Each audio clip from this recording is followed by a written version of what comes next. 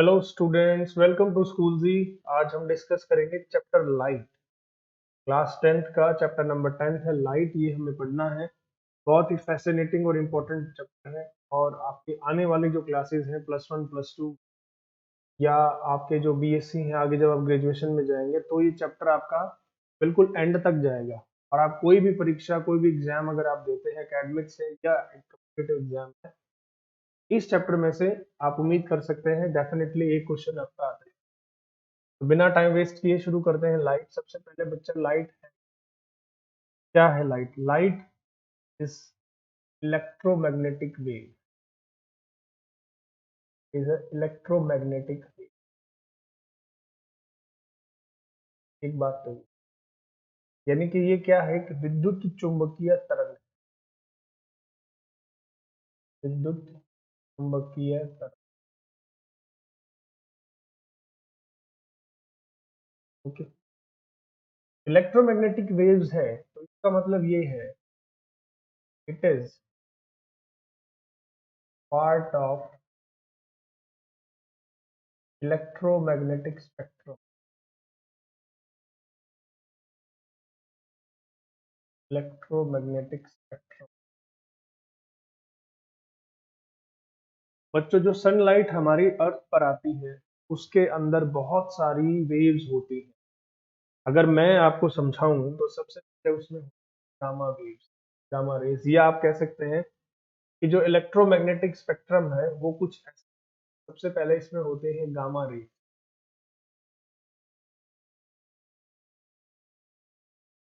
उसके बाद इसमें होती है X rays. Then we have ultraviolet rays. Ultraviolet rays. Okay. और होता है इंफ्रारेड।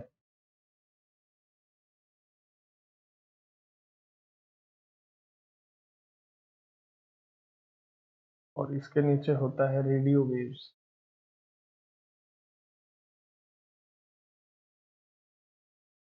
इन दोनों के बीच में होता है microwave.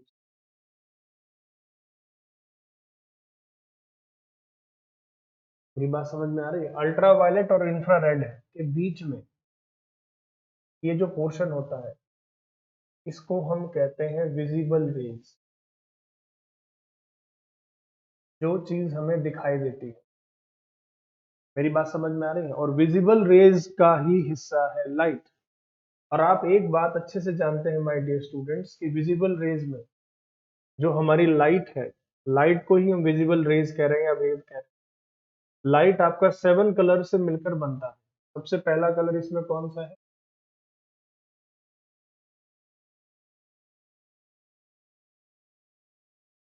Indigo, blue, green, yellow, orange,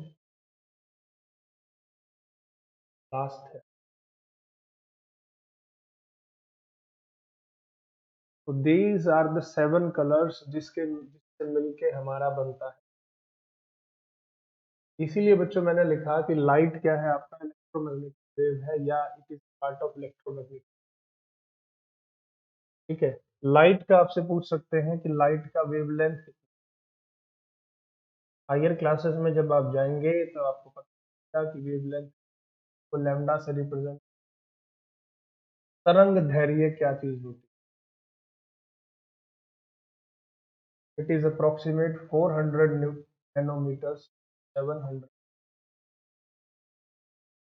फिर आपसे पूछ सकता है कि स्पीड ऑफ लाइट कितनी?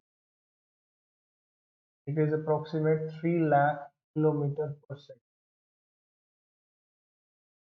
इसी चीज को आप ऐसे भी लिख सकते हैं, 3 × 10⁵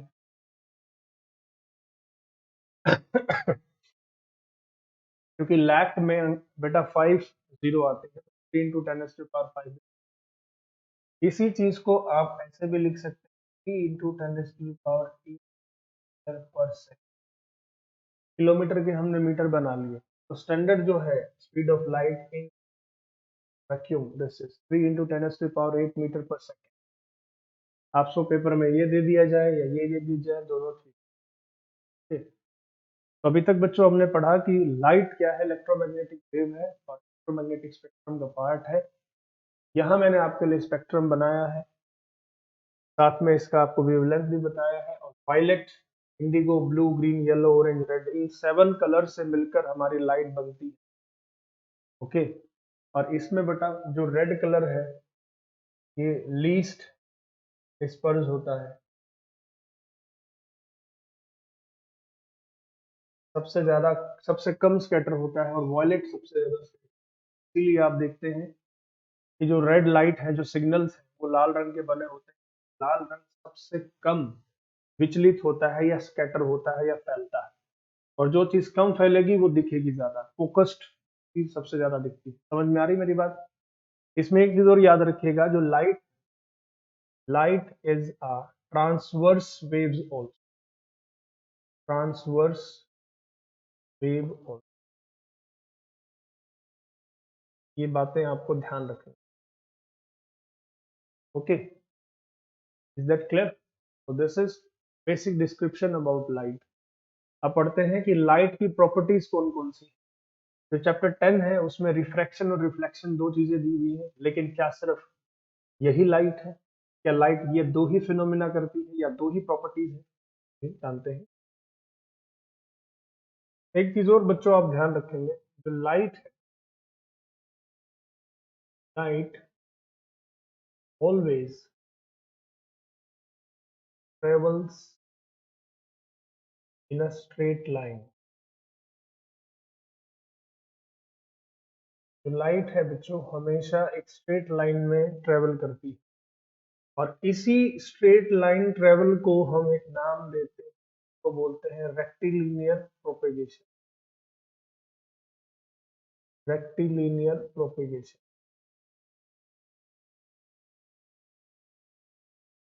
को हिंदी में बोलते हैं सीधा प्रसार।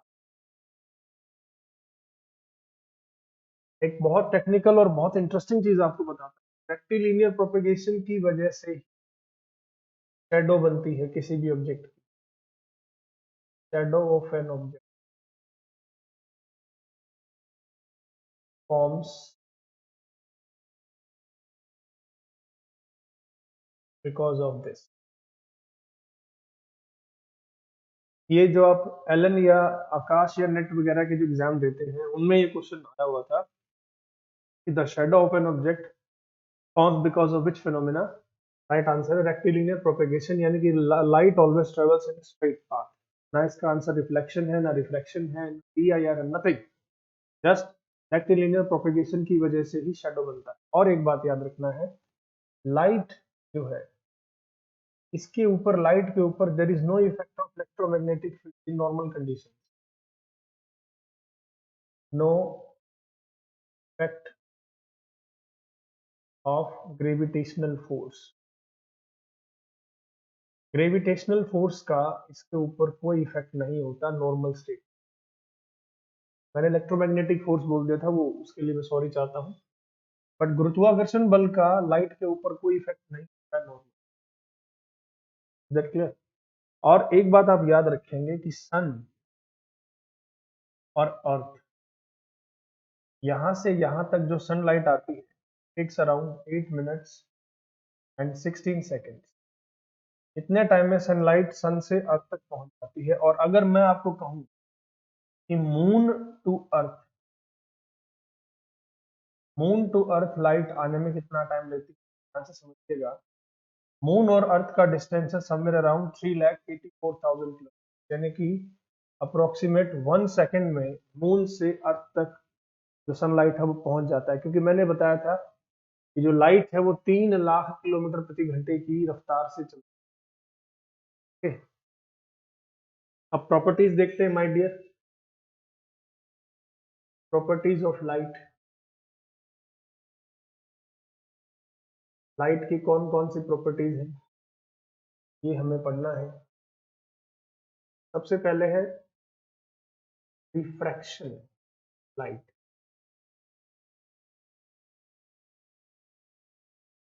तो बोलते हैं प्रकाश का अपवर्तन। घबराइए मत, बताऊंगा अभी। Refraction of light, reflection of light.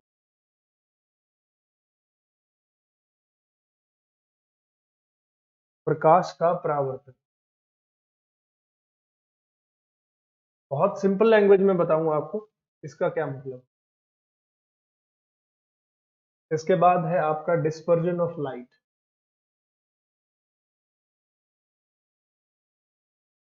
Dispersion of, इसको बोलते हैं प्रकाश का विक्षेपण। प्रकाश का विक्षेपण, interference of light. Interference of, that is known as प्रकाश का हस्तक्षेप।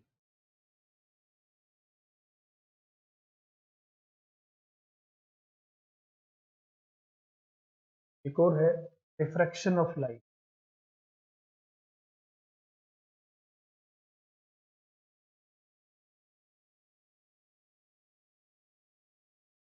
इसको बोलते हैं प्रकाश का विवर्तन।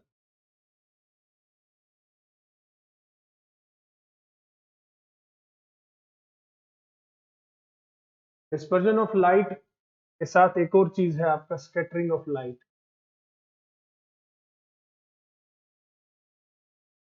स्कैटरिंग ऑफ लाइट, हालांकि ये दोनों चीज एक ही है, स्कैटरिंग ऑफ लाइट और डिस्पर्जन ऑफ लाइट, लेकिन फिर भी मैं इनको अलग अलग लिख रहा हूँ। तो ये इतनी सारी प्रॉपर्टीज हैं जो हमें यहाँ पढ़नी है। Refraction, reflection, dispersion, interference, diffraction and scattering. मैंने कहा ये दोनों एक ही, ठीक है। तो चलिए शुरुआत करते हैं रिफ्रैक्शन के साथ। रिफ्रैक्शन, अपवर्तन।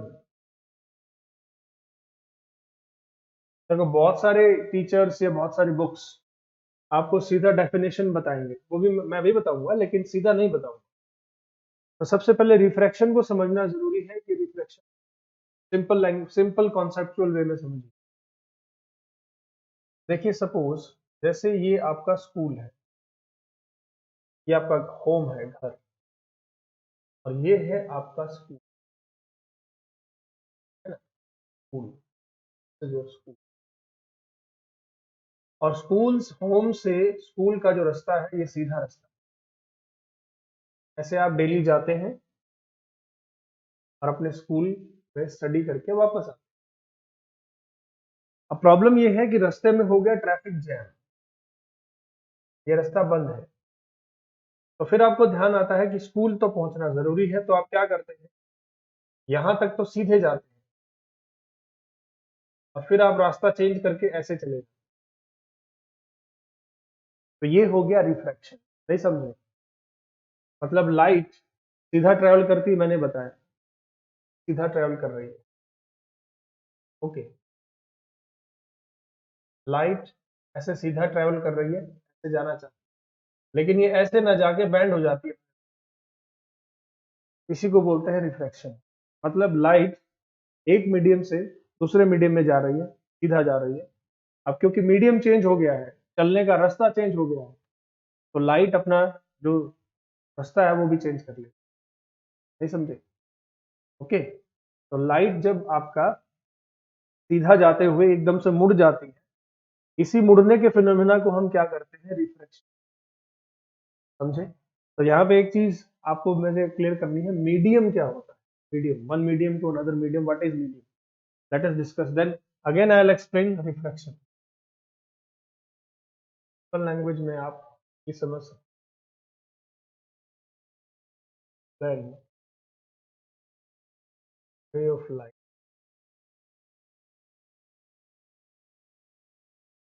travels from one medium to another medium,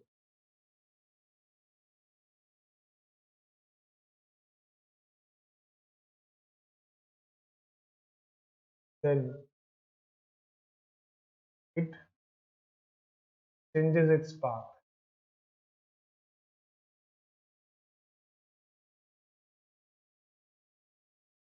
is known as refraction.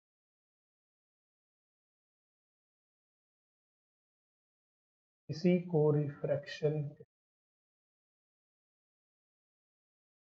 For example से can understand this is glass, this is air,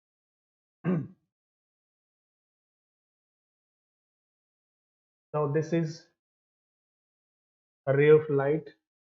अब आपको लगता है ये ऐसे जाना चाहिए इसको, क्योंकि लाइट स्ट्रेट ट्रेवल करता है, बट क्योंकि इसका मीडियम चेंज हो रहा है, क्योंकि पहले एयर था अब ग्लास है। Air comparatively to the glass is a rare medium and glass is a denser medium. हवा एक विरल माध्यम है और कांच एक सघन माध्यम है।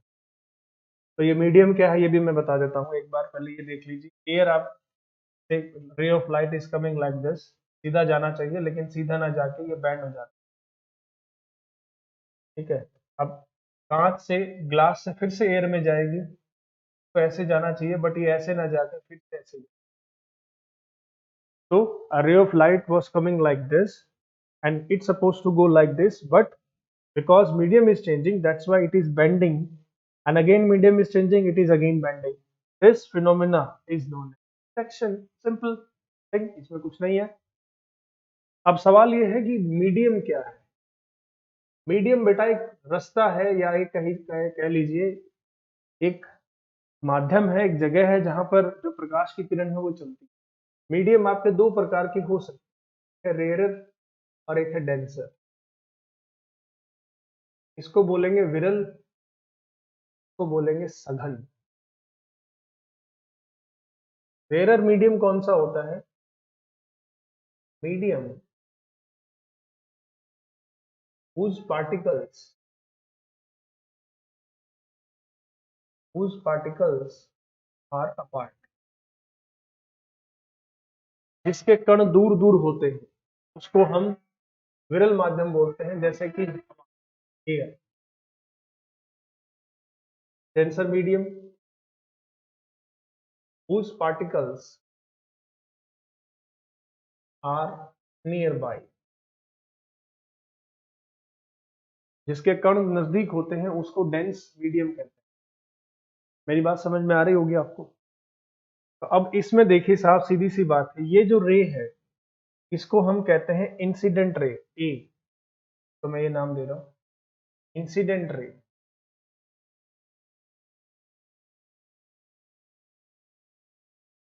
तो बोलते हैं आपतित किरण।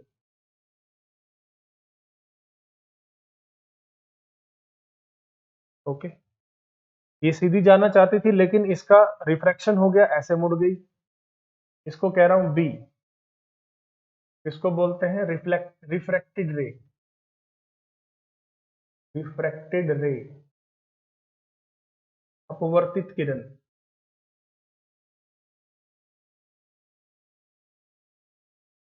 ठीक है, जो रे स्ट्राइक कर रही है, ठीक है, उसको कहते हैं इंसिडेंट रे, आपतित किरण। और जिस रे, इसी रे का जब मीडियम चेंज हो जाता है तो ये ए से बी रे बन जाती है, यानी कि इसका रिफ्रैक्शन हो गया, इसलिए इसको रिफ्रैक्टेड रे बोलेंगे। और ये जो देख रहे हैं आप, ये डंडा, ये वाला straight line, this is called as normal, को बोलते हैं अभिलंब। ठीक है, तो यहां पर टू लॉज ऑफ रिफ्रैक्शन है, टू लॉज ऑफ रिफ्रैक्शन। वो क्या कहते हैं देखिए साहब,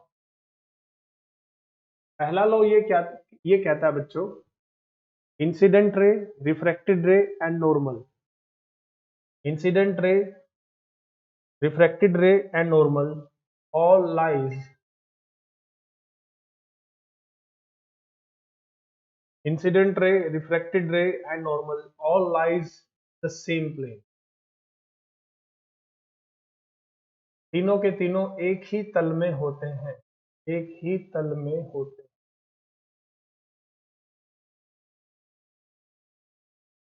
ठीक है माय डियर, तो फर्स्ट लॉ ऑफ रिफ्रैक्शन ये है, incident ray, refracted ray and normal all lies in the same plane.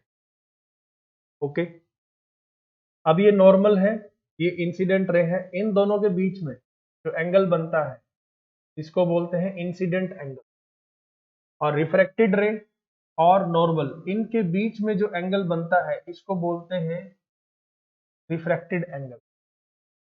तो सेकंड जो लॉ है वो क्या कहता है, sine of angle I and sine of angle R will be a constant. N क्या है, एक कांस्टेंट, और एन को ही बोलते हैं रिफ्रैक्टिव इंडेक्स। रिफ्रैक्टिव इंडेक्स इसको बोलते हैं अपवर्तन सूचकांक। ठीक है। सेकंड लॉ क्या कहता है, sine of angle I and sine of angle r, इन दोनों का जो रेशो है that will be a constant. That constant is known as refractive index. ठीक है। जहां पर आई को हम क्या कह रहे हैं, इंसिडेंट एंगल, इंसिडेंस एंगल को बोलते हैं आपतन कोण, आपतन कोण। और आर को बोलते हैं बेटा रिफ्रैक्टेड एंगल, रिफ्रैक्टेड एंगल, अपवर्तन कोण। ठीक है। कई बार आपसे पूछ देते हैं what do you mean by incident angle. Incident angle is a angle which forms between normal and incident ray. इन दोनों के बीच में जो एंगल बनता है उसको इंसिडेंस एंगल कहते हैं। दूसरा, what is refracted angle, angle which forms between normal and refracted रे। रिफ्रैक्टेड रे और नॉर्मल के बीच में जो एंगल बनता है उसको है रिफ्रैक्टेड एंगल। ठीक है। तो सेकंड लॉ क्या कहता है, the ratio of sine of angle I and sine of angle R, दोनों का ratio will be a constant N, और इसी को क्या बोलते हैं, रिफ्रैक्टिव इंडेक्स। तो ये है आपका रिफ्रैक्शन। ये पूरा का पूरा क्वेश्चन आपको 3 या 5 या 2 मार्क्स में पूछ सकते हैं। कैसे आएगा, what do mean by refraction, explain its laws. ठीक है। रिफ्रैक्शन क्या होता है और इसके नियम बताइए, आपको पूरा एक्सप्लेन करना है। उसमें आपको डायग्राम भी बनाना है, थ्योरी भी लिखना है, और प्रॉपर डिफाइन करना है हर चीज को, तब जाके आपको 5 मार्क्स मिलेंगे। ओके। अब रिफ्रैक्शन तो आपने समझ लिया ये क्या है। ठीक है। रिफ्रैक्शन आप समझ चुके हैं। जो बच्चे इस वीडियो को अभी देखना शुरू कर रहे हैं, तो इस चैप्टर को शुरू करने से पहले पहली 10 मिनट की वीडियो जो आपने छोड़ दी है वो भी देख लें। और जो बच्चा ये सारी वीडियो शुरू से देख रहा है, तो आप अपने 5 नए दोस्तों तक भी ये वीडियो लेके जाएं, उनको भी बताएं, ताकि वो भी आपके साथ टेस्ट में अच्छा स्कोर कर सके। मैं अपने हर स्टूडेंट को हर बार एक बात कहता हूँ, परसेंटेज के पीछे बिल्कुल मत जाइएगा, आपको सिर्फ कॉन्सेप्ट बनाने हैं। अगर आपके कॉन्सेप्ट अच्छे हैं तो मार्क्स की कोई औकात नहीं है कि वो आपको ना मिले, 100%। ओके। तो रिफ्रैक्शन के कुछ एप्लीकेशन या रिफ्रैक्शन की वजह से क्या क्या एग्जाम्पल है, रिफ्रैक्शन के क्या क्या चीजें हमारी डेली लाइफ में रिफ्रैक्शन की वजह से होती हैं। चलिए देखते हैं कि एग्जाम्पल्स ऑफ रिफ्रैक्शन क्या क्या। रिफ्रैक्शन एग्जाम्पल्स, ये करना है भाई, रिफ्रैक्शन के एग्जाम्पल्स क्या। तो देखो एक एग्जाम्पल तो आप खुद भी प्रैक्टिकल करके देख सकते हैं। जैसे pencil submerged in water, submerged in water appears to be bent। पानी में डूबी हुई पेंसिल आपको मुड़ी हुई टूटी हुई नजर आती है, की वजह से, रिफ्रैक्शन की वजह से। दूसरा, पानी में जो सिक्का है, कॉइन्स जो डूबे हुए होते हैं वो थोड़े से उठे हुए नजर आते हैं, मतलब वो होते कहीं और हैं और दिखते कहीं और हैं। ऐसा फिनोमिना जो लाइट की वजह से होता है, ऐसा फिनोमिना जिसमें कोई चीज आपको जहां है वहां ना होके कहीं और दिख रही है, इसको बोलते हैं रिफ्रैक्शन ऑफ लाइट। ध्यान से सुन लीजिए, रिफ्लेक्शन का मतलब है कि कोई चीज वो यहां रखी है, यहां ना होकर वो आपको यहां दिखाई दे रही है। एक्चुअल पोजीशन उस ऑब्जेक्ट का ये है, लेकिन यहां ना होकर वो यहां दिखाई दे रही है। इसी फिनोमेना को हम रिफ्रैक्शन अपवर्तन कहते हैं प्रकाश का। तो दूसरा इसका एग्जांपल ले सकते हैं आप, सबमर्ज्ड कॉइन्स इन वाटर।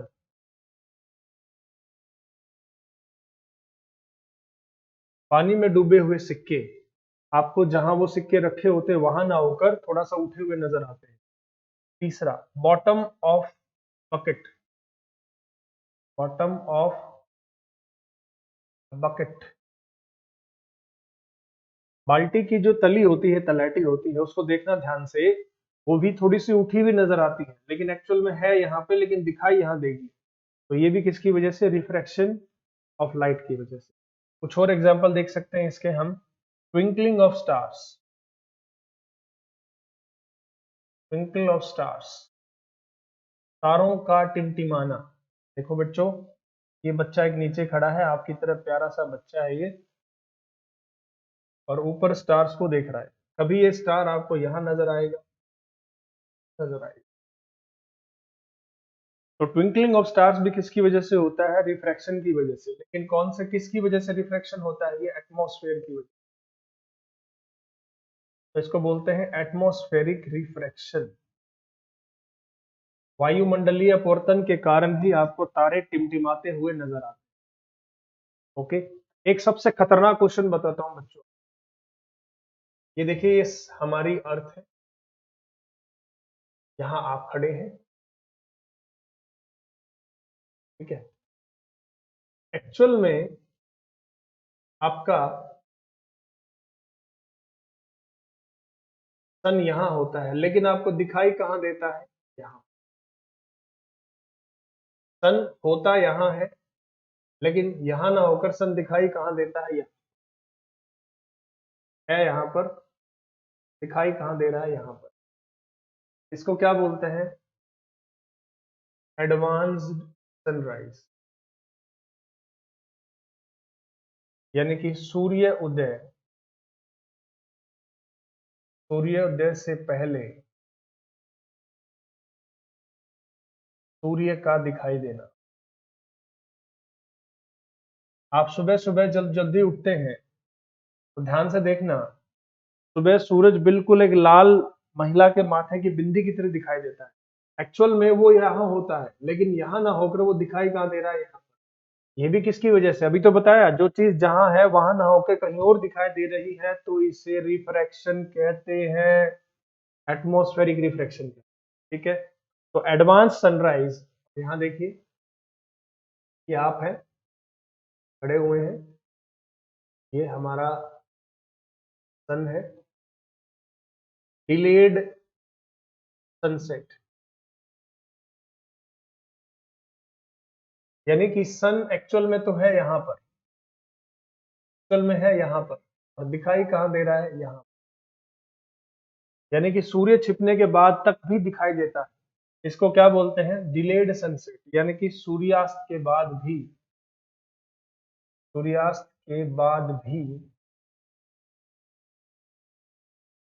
सूर्य का दिखाई देना। याद रखिएगा, मैंने कहीं नहीं कहा कि सूर्यास्त और सूर्योदय के समय सूर्य लाल नजर आता है तो किसकी वजह से आता है। मैं सिर्फ ये कह रहा हूं कि सूर्य उदय से पहले, यानी कि एडवांस सनराइज और डिलेड सनसेट, ये दोनों भी किसकी वजह से होते हैं my dear? Atmospheric atmospheric refraction की वजह से होते हैं, वायुमंडलीय अपवर्तन के कारण होते हैं। तो पानी में डूबी हुई पेंसिल का मुड़ा हुआ नजर आना, पानी में डूबे हुए सिक्कों का उठा हुआ नजर आना, बाल्टी की बॉटम तलहटी का उठा हुआ नजर आना, तारों का टिमटिमाना, सूर्य उदय से पहले सूर्य का दिखाई देना और सूर्य के छिपने के बाद तक भी सूर्य का दिखाई देना, यानी कि एडवांस सनराइज और डिलेड सनसेट। ये सारे फिनोमिना एक ही बात की ओर इशारा करते हैं, रिफ्रैक्शन ऑफ लाइट। और बच्चों, रिफ्रैक्शन ऑफ लाइट पर एक ऑप्टिकल इंस्ट्रूमेंट और काम करता है, जिसको बोलते हैं लेंस। लेंस भी आपका किस पे काम करता है? रिफ्रैक्शन ऑफ लाइट पर करता है। तो अगले लेक्चर में जो चश्मे आपने डाल रखे हैं उनके अंदर लेंस है, कौन से है, क्यों है, कैसे ये बने हैं, ये सारी बातें डिस्कस करेंगे अगली वीडियो। तो तब तक आप जो चीज जहां है वहां ना होके कहीं और है उसको देखते रहिए और रिफ्रैक्शन के गुण गाते रहिए। अगली क्लास में मिलेंगे लेंस के। Very much, have a nice day.